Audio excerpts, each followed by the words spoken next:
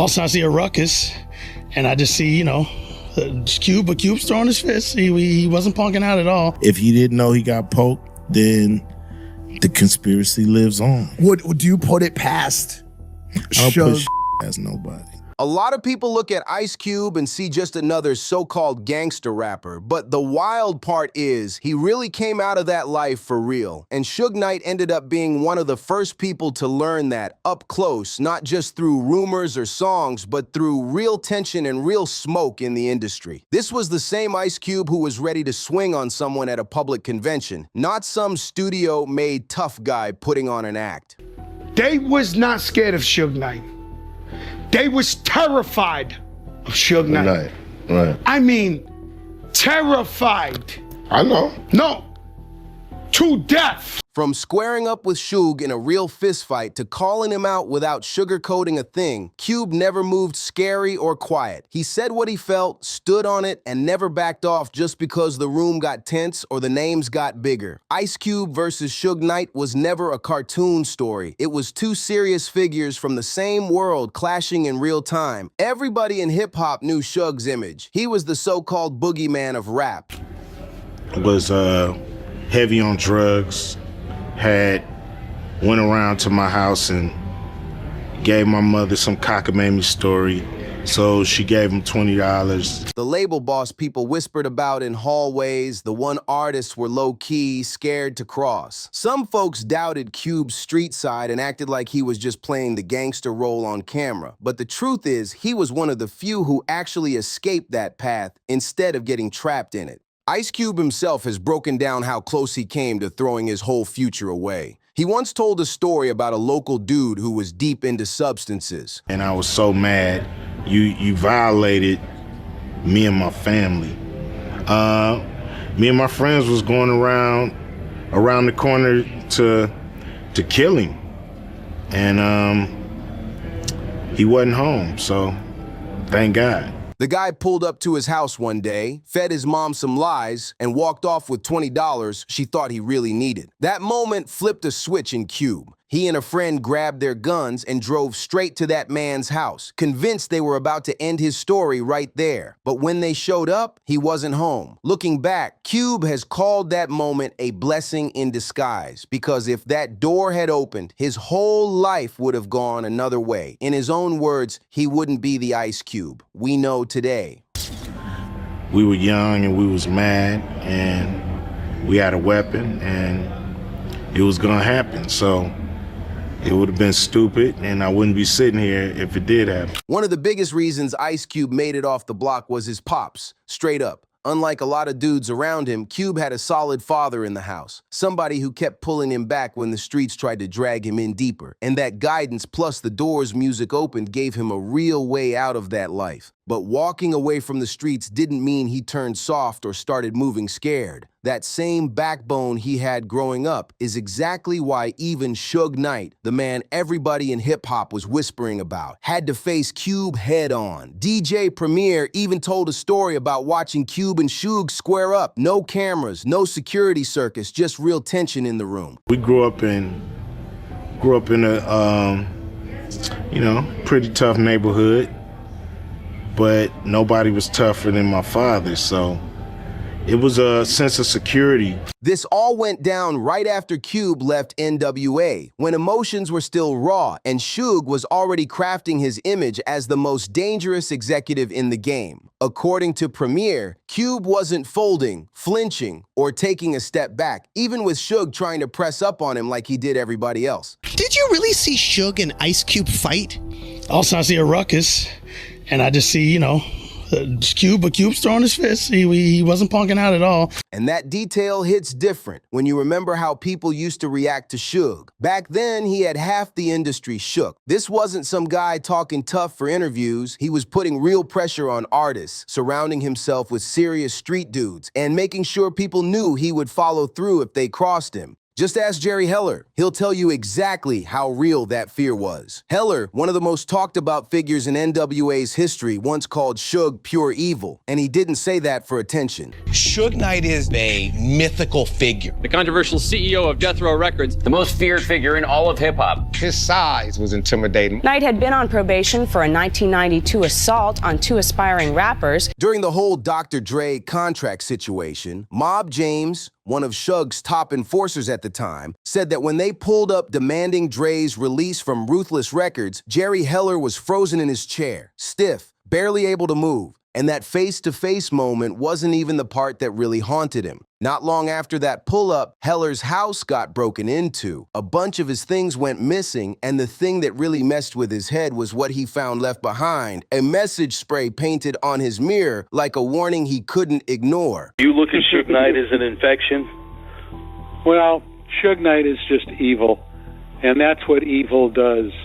Nobody could ever prove it was Suge's crew behind that break-in, but Jerry Heller was convinced, and that one incident messed with his head for good. He turned paranoid, jumping at shadows, and just hearing Suge's name was enough to send him into a full panic. Albert Hughes, one of the Hughes brothers who directed Menace to Society, once said he casually dropped Suge's name around Jerry as a little joke. To him, it was light, nothing serious, just conversation. Jerry did not take it that way at all. According to Albert, Jerry's reaction was to pull out a gun. Your house was vandalized. Your life was threatened. Right. What were some of the incidents that, I mean, didn't you come home one time and found out that your house was broken into? Yeah, there was a lot of stuff missing, and on the wall was spray painted, on the mirror in one of the bedrooms was spray painted, "Payback's a motherfucker, Jerry," or "Payback's a bitch, Jerry." You know, one of those things. On Albert's brother, acting strictly off fear and instinct. That shows how deep Suge's reputation sat in his mind, like he was always waiting for something bad to happen next. And Jerry was far from the only one caught up in Suge's anger. Suge had a whole industry moving carefully around him, watching what they said and who they stood next to. But Ice Cube was cut from a different cloth. Unlike a lot of people in that era, Cube wasn't someone Suge could just stare down or scare into silence. Cube carried himself like somebody who already survived real pressure in real life and wasn't eager to bow to another man just because he had power. You know, I always felt that that Suge had something to do with it. On top of that, Cube had his own long list of serious rap beefs. Take his situation with the group Above the Law. After Cube left NWA, Eazy-E signed the gangster rap group Above the Law out of Pomona, and just like that, they stepped right into the same tension. By 1990, while they were promoting their debut album, Livin' Like Hustlers, things started heating up. During an LA Times interview, that April, group member KMG, Mac, threw shade at Cube, questioning whether Cube's hardcore lyrics matched his real life. He claimed Cube's stories were really based on their lifestyle, not his. Cube didn't blow up over it, but he didn't ignore it either. Me and Cube had some issues. He disrespected Pomona. Me and him got into a head-up scrap. Spilled over to the New Music Seminar.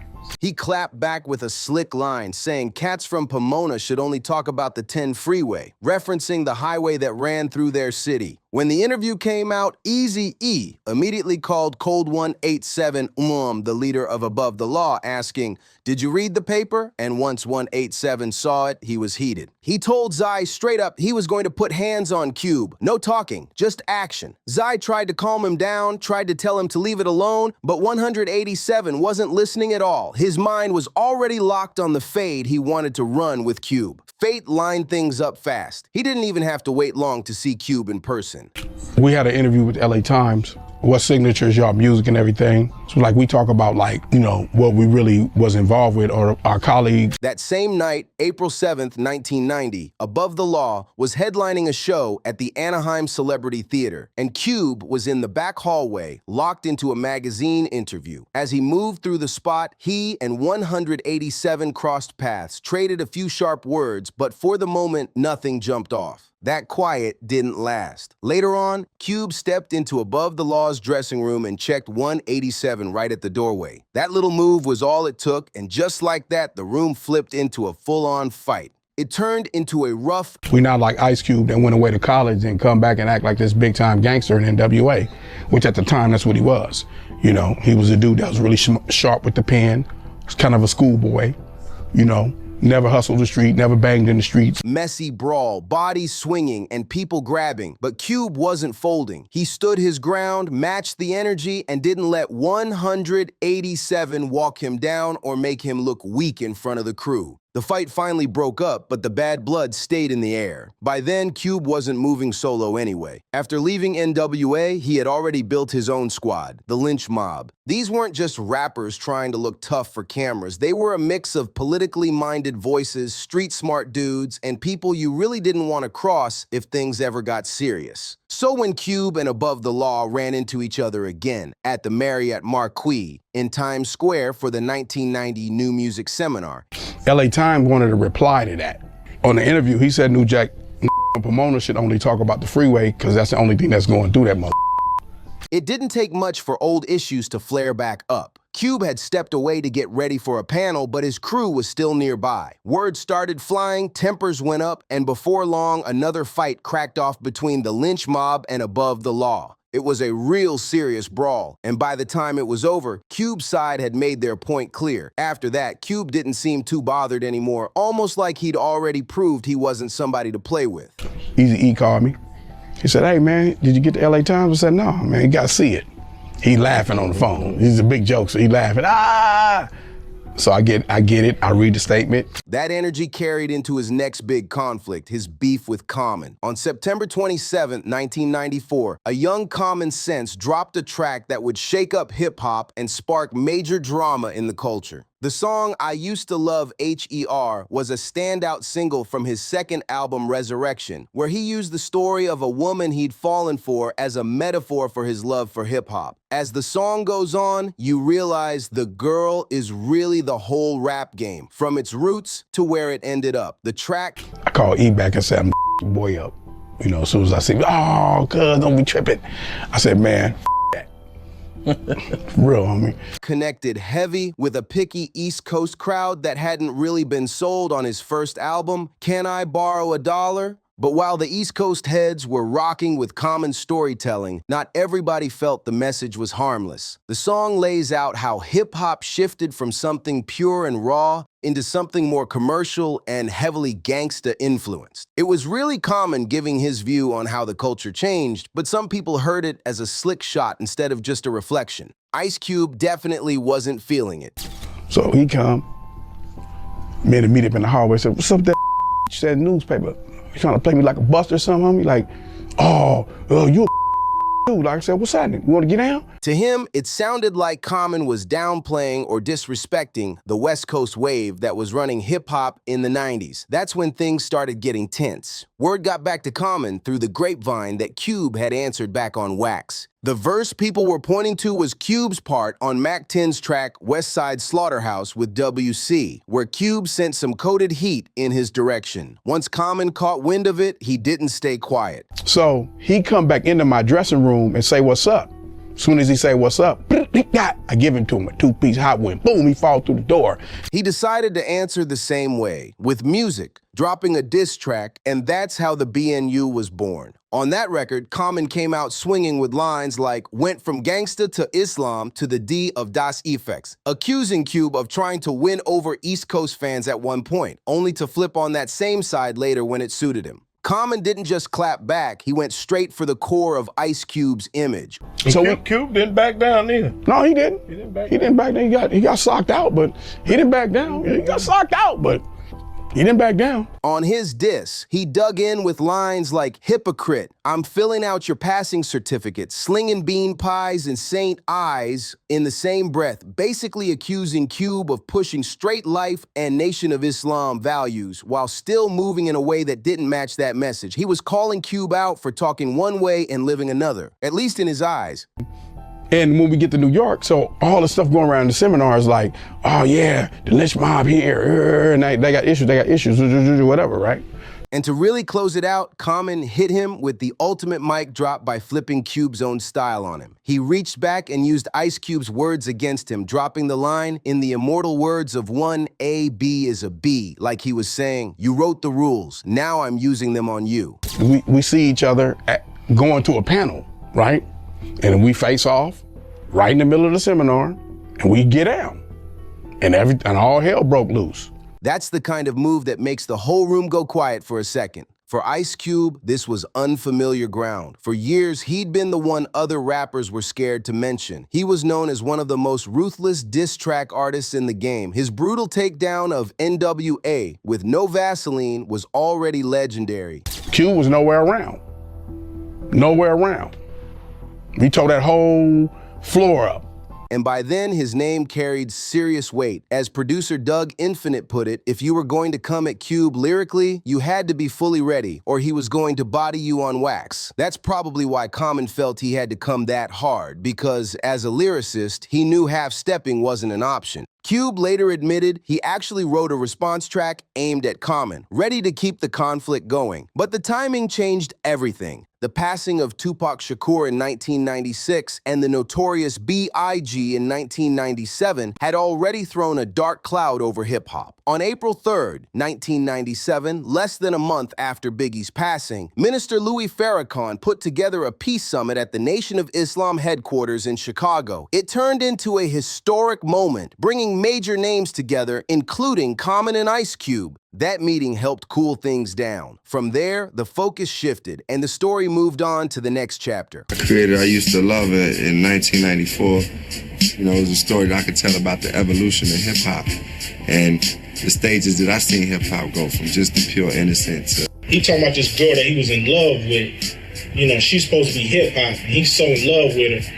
But when she go out here, she get Ice Cube's infamous feud with NWA. As most fans know, Cube left the group in 1989 over money problems. He felt he wasn't being paid right for all the writing he did on the Straight Outta Compton album, and that money tension turned into one of the ugliest fallouts in rap history. King T from the West Coast, and somebody said, yo, Cube dissed you on this song. So we playing the song, and I'm listening, I'm like, damn, this dissing me. This beef got so wild that it started dragging in people who had nothing to do with the business directly, and one of the clearest examples is Dee Barnes. She was a presenter on the Fox TV show Pump It Up, a hip-hop show that highlighted rap culture and brought in big-name artists all the time. Her name even popped back up years later in Eminem's song Guilty Conscience, where he referenced Dr. Dre's attack on her, a reminder of how deep this story really went. By the time the Ice Cube drama really kicked off, Dee had already interviewed NWA several times. She knew the crew, knew the energy, and had been covering them on her show for a while. But once Cube left the group, everything shifted. NWA fired back at him hard on their track, 100 Miles and Running, making it clear they weren't about to let him slide out quietly or control the narrative on his way out. According to Dee Barnes herself, when she brought the group back on Pump It Up to talk about their latest moves, the vibe was tense from the jump. Every question she asked somehow turned into another jab at Ice Cube, and things heated up so much that the production team had to cut and edit some of the harsher comments just to make the interview fit for TV. But that's where things really took a turn. When the episode finally aired, it didn't just feature the NWA segment. It also included another clip filmed earlier on the set of Boys in the Hood with Yo-Yo. I had a record, man, that was a killer. And then we ended up having this summit with Farrakhan. Oh. He helped us squash it. Mm-hmm. He helped us squash it, so I just never did my record. You recorded it?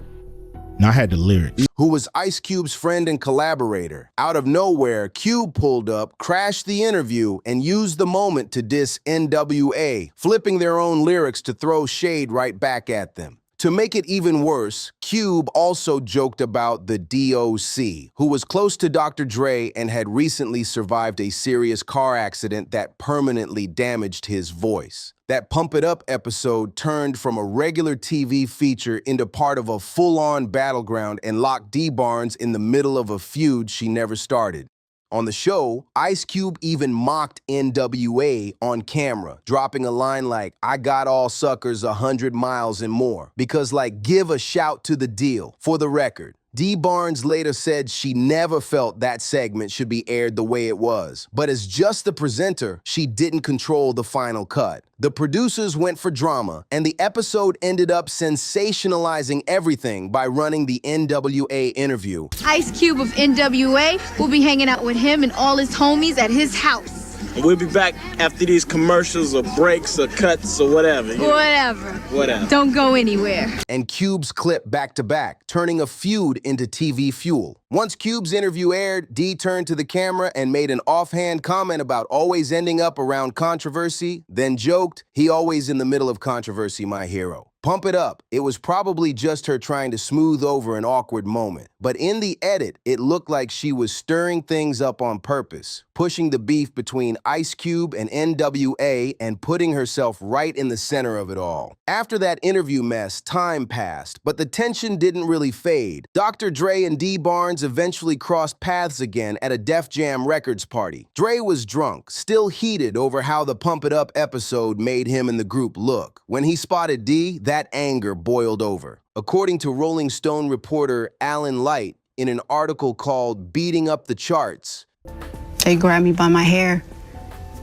and started slamming me up against the wall. It's a painful and traumatic experience. Dre grabbed her by the hair and started slamming the right side of her head and body against a brick wall near a stairway over and over. His bodyguard held the crowd back with a gun, making sure nobody could step in. Dre even tried to throw her down the stairs, and when that didn't work, he began kicking her in the ribs and hands as she tried to shield herself. Dee eventually managed to break away and ran into the women's restroom, but Dre followed her inside. He grabbed her from behind by the hair again and kept punching her in the back of the head. The attack was vicious, and it didn't stay hidden for long. People saw what happened, and the story went on to haunt Dre's name and change how a lot of folks viewed him. Members of NWA later spoke on the incident in interviews, and the way they talked about it showed how cold things were back then. MC Ren bluntly said, "She deserved it." Eazy-E backed that up, saying, "Yeah, B had it coming." Dr. Dre himself sounded unapologetic, saying, "People talk all this ish, but you know, somebody F with me, I'm gonna F with them. I just did it. You know, ain't nothing you can do now by talking about it. Besides, it ain't no big thing. I just threw her through her door." Song and he likes it. He goes, "Yeah, that's perfect," you know.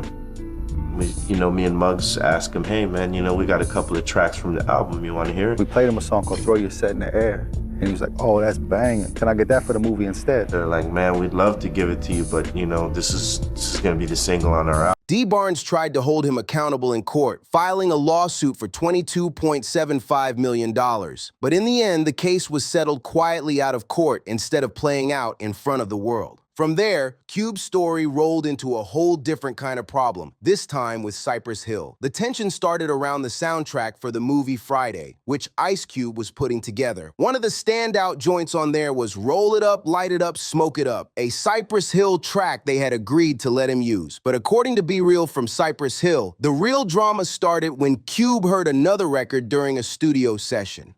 The "Throw Your Set in the Air" thing. I said, "No, we didn't give him that."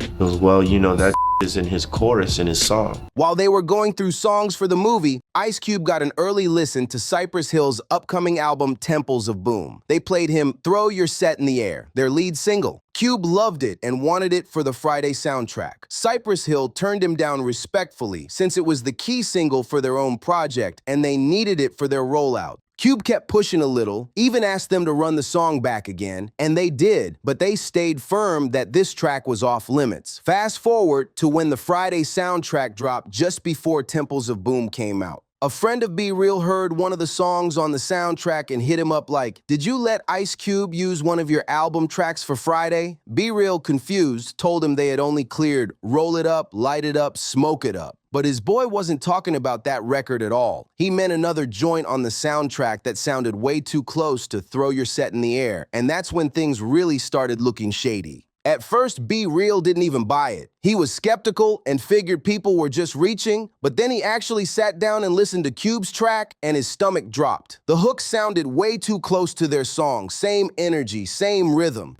And I heard a couple lines that were the same things I used on the Temple of Boom record.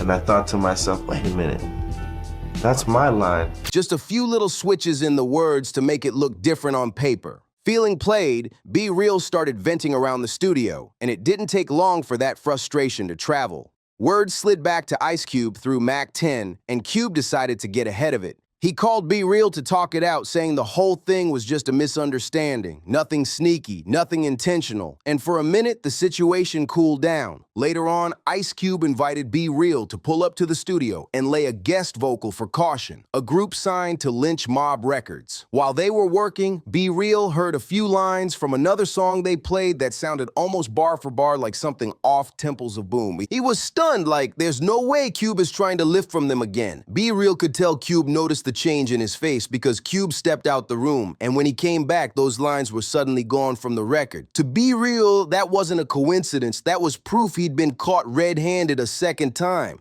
That was the breaking point for Cypress Hill. Came back up, whooped on his ass. Somehow his chain fell in my hand. I don't know how it got in my hand, but it fell in my hand. Be Real went back to the crew, told them exactly what happened, and they agreed it was time to move. The group dropped No Rest for the Wicked, a heavy diss track aimed straight at Ice Cube, and from there, it turned into a full-on back and forth, with both sides trading diss records and making the tension public. The beef between Ice Cube and Cypress Hill kept getting heavier as both fans and other rappers started picking sides across the city. The Los Angeles rap scene was already tense, clicked up and sensitive, and this feud just made everything more explosive. Around that same time, Ice Cube was dealing with more drama tied to LA artists Cam and Solo, who were caught up in a messy business situation with him. Things really hit a breaking point when Cube and Solo crossed paths at a Los Angeles traffic light. According to Solo, it went from words to hands fast. He claimed he got the better of Cube in the fight, and in the middle of the scuffle, Cube's chain somehow ended up in Solo's hands. Not wanting to waste a moment like that, Solo decided to turn it into a statement. He pulled up to a Cypress Hill show at the House of Blues and held Cube's chain up for the whole crowd to see, like a trophy. The audience went crazy, and that stunt was even caught in a photo that spread all over at the time. In the long run, the situation cooled off. The beef between Ice Cube and Cypress Hill was officially squashed, closing the book on one of the loudest and most intense rap rivalries of that era.